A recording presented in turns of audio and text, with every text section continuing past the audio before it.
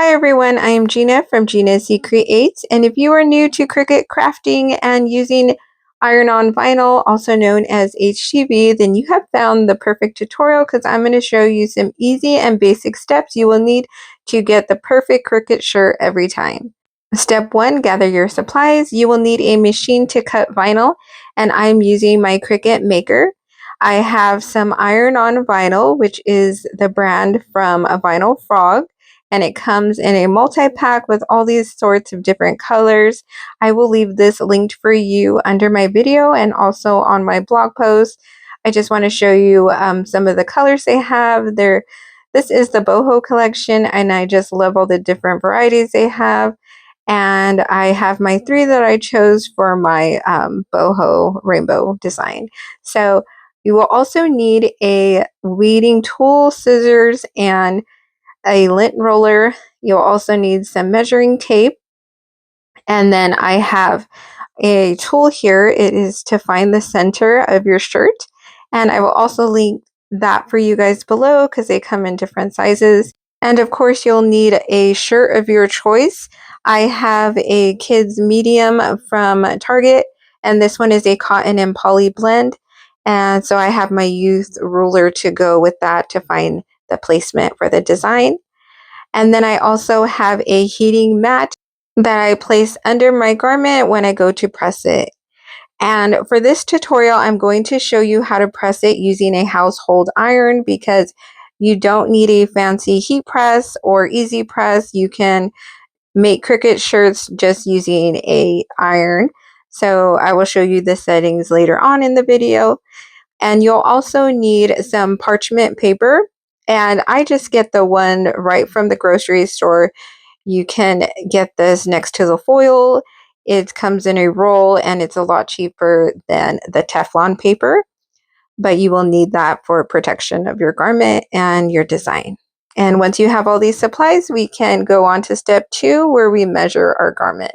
So you're going to lay your shirt down on a flat surface and smooth it out. And you're going to use some fabric measuring tape, and you are going to measure it across the chest or wherever you want your design to go. And what I like to do is use my shirt ruler, and I'm going to show you, this is the youth size, and they come in all different sizes. They have the infant and toddler and up to the extra largest. And it also has a recommendation of how far to put the design down for your shirt. And it also shows you the parameters for where to stay inside, so it's not too far out on the edges. So I just take my ruler and I measure in between those two lines, and I can see that it's 7 inches. So now when I go into design space, I know I'm going to make the width of my design that 7 inches. So next we're going to upload our SVG design to Cricut Design Space, and most designs that you download are in a zip folder, so you want to make sure you extract all the files and you save a new folder to the location, and inside you will find the art folders. So from Gina C Creates, I am using the Stand Tall and Shine Bright, and inside the SVG file, if you are on a Windows, may display as an HTML document, but that is the SVG file. It will still upload to Cricut Design Space. So go ahead and open up Cricut Design Space and go to Upload, and you can drag that SVG file right into the browser box, and then you can save it to your library and import it into your canvas. So the first thing we're going to do is size it for our garment, and I chose the 7 inches in width.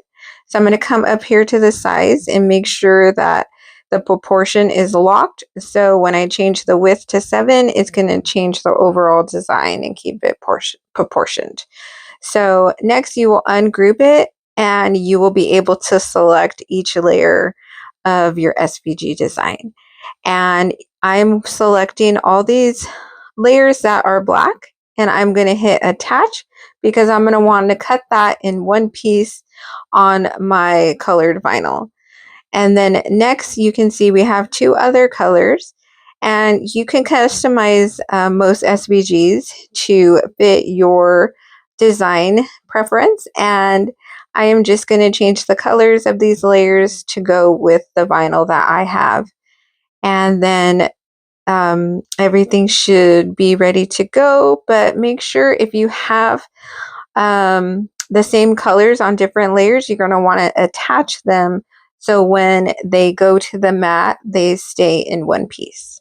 So on the next screen, when you click make, you will come to your mats and you're going to switch the mirror toggle on, because when you're cutting iron on vinyl, you need to make sure that all your mats are mirrored. And we're going to select the everyday iron on vinyl to cut. Now, step 4, we are going to cut our vinyl, and iron on vinyl and HTV will have one shiny side that has the transfer tape, and then on the other side is the vinyl of the back. So we are going to lay the vinyl shiny side down, and we have the matte side facing up. And we're just going to put that onto our standard grit mat up in the corner, and then we're going to load that into our Cricut machine. And once it's loaded, you can hit the Cricut icon to cut it, and you're just going to let it cut out the colored design. And once it's done cutting, you can unload it from your Cricut machine. And the easiest way to remove material from the mat is to flip it over and fold the mat backwards, and then it comes right off. And you can see it cut through the vinyl, but it did not cut all the way through to the backing, because you want the solid transfer tape not to be cut, and then it's only cut through the vinyl on this side. So it will still be in one sheet, and you can see the little cut lines. It may not look like it cut, but it did. And you can hold it up to light to see the actual cut lines. And then next, you'll refer to Cricut Design Space on what color to lay down next onto your mat, and just make sure the shiny side is facing down and it's cutting the actual vinyl instead of the transfer tape. And then you just remove that from the mat and set it aside. And we finish cutting out all the rest of our different colors of iron on vinyl. Now we can move on to step 5, and we are going to weed our iron on vinyl. So I like to cut my vinyl down to size so I can save the excess vinyl that I did not use. So you're just going to trim down the vinyl to the design, and you want to make sure you hold it up to the light and you can see where your cut lines are so you don't accidentally cut off any of your design. And once you have those trimmed down, we can start weeding. You're going to take your weeding tool and you're going to start in the corner of the design, and you're just going to pull off all the excess vinyl that you're not going to use. And you're just going to be left with the vinyl design on top of the transfer tape. So you could just set that aside, and then you'll go on to the next layer and start at the corner and pull off all the excess vinyl in one direction, and you'll be left with your design on one. And then we're going to move on to the third layer, and we're going to do the exact same thing. We're going to pull it off in the corner so we could get a nice grip on the iron on vinyl and just pull it off. And then your design stays on the clear transfer tape.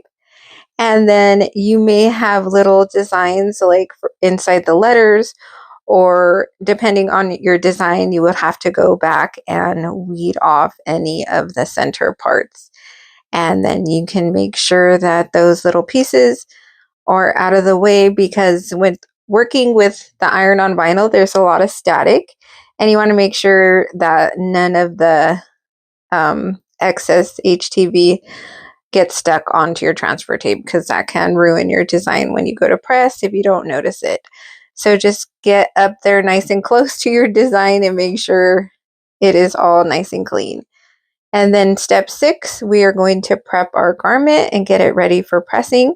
So I have the heating mat, and I'm going to place it inside the shirt.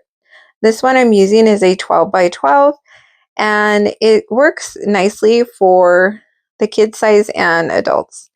And I'm just going to use my lint roller and get any lint off the surface of my shirt. So when you're working with a layered design with iron-on vinyl, you want to make sure you lay down the correct layer first, because if you do it the wrong way, you can see that you pressed the wrong layer first, and this layer actually has to go on top. So what I like to do is flip over my designs and layer them together and stack them on each other the order that they're supposed to go in. So now that I have these all layered correctly, with the bottom layer being on the bottom and then going upwards, this is how my design should look. So I can eyeball it and get it centered onto my shirt. So now I'm going to use my shirt ruler and I'm going to put it up to the neckline so I can find the center of the shirt. And for the design, I fold it in half and I line up that fold line to the center line on the ruler. And this is where I know to place my design, so I get it nice and centered each time. So now when I go to press, I need to remove the top layers and leave only the bottom layer stuck on the shirt. And then I am going to cover it with parchment paper, and I am going to heat up my iron, and I am going to move on to step 7, which is press my shirt. So you have different settings on the iron, and I use the cotton setting, and I make sure that my steam is off, because you don't want any moisture going into your shirt or your iron-on vinyl when you go to press. So you are going to press your design for 5 to 10 seconds at a time, and you're going to put a lot of pressure down on the iron, and you're not going to want to move back and forth. You're going to want to lift in between each press, and you want to make sure if your iron is not big enough for the design, you move it in sections to make sure that your iron is pressing the whole design. Next, you can test it to see if it adhered to the shirt, and make sure you read your vinyl and see if it's a cold pill or a hot pill.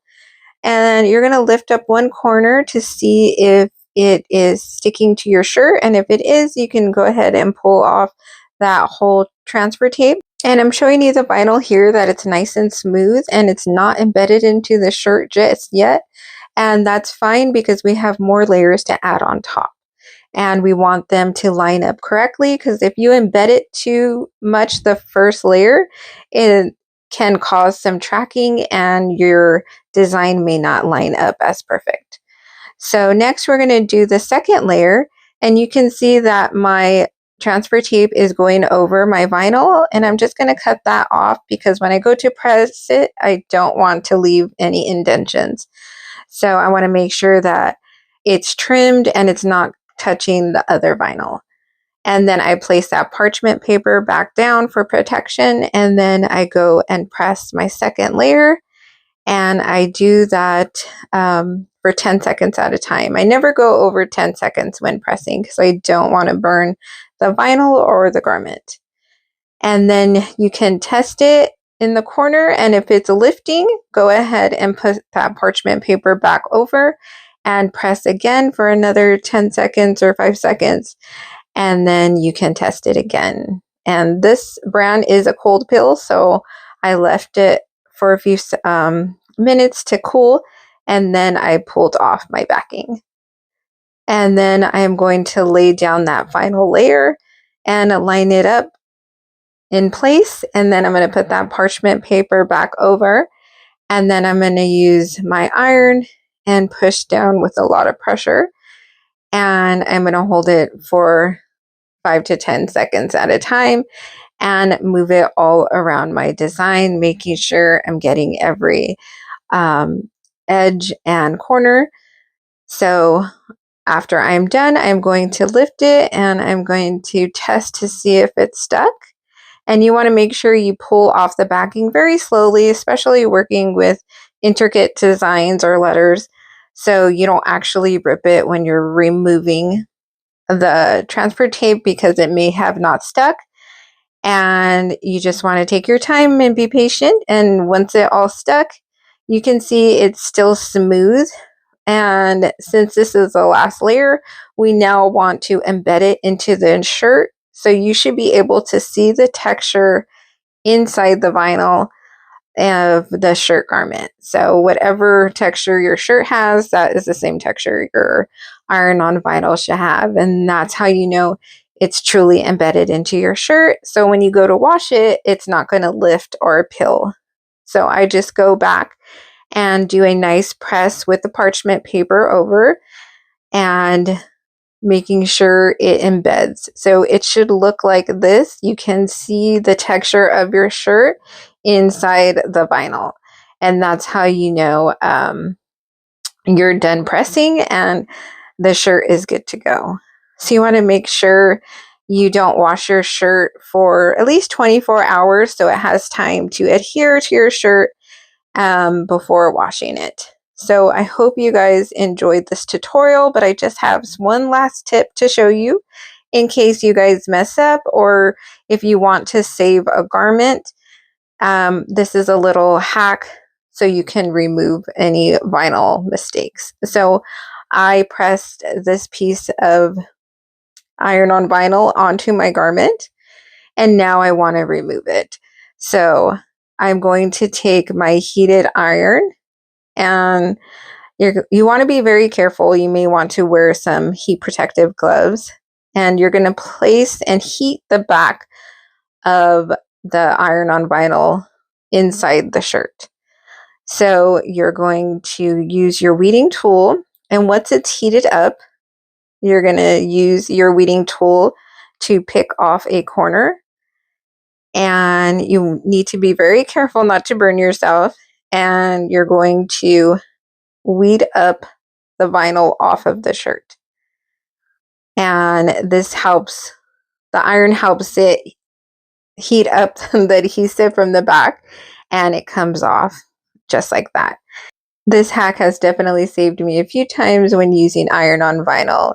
Thank you so much for watching my tutorial. Let me know if you have any questions down in the comments.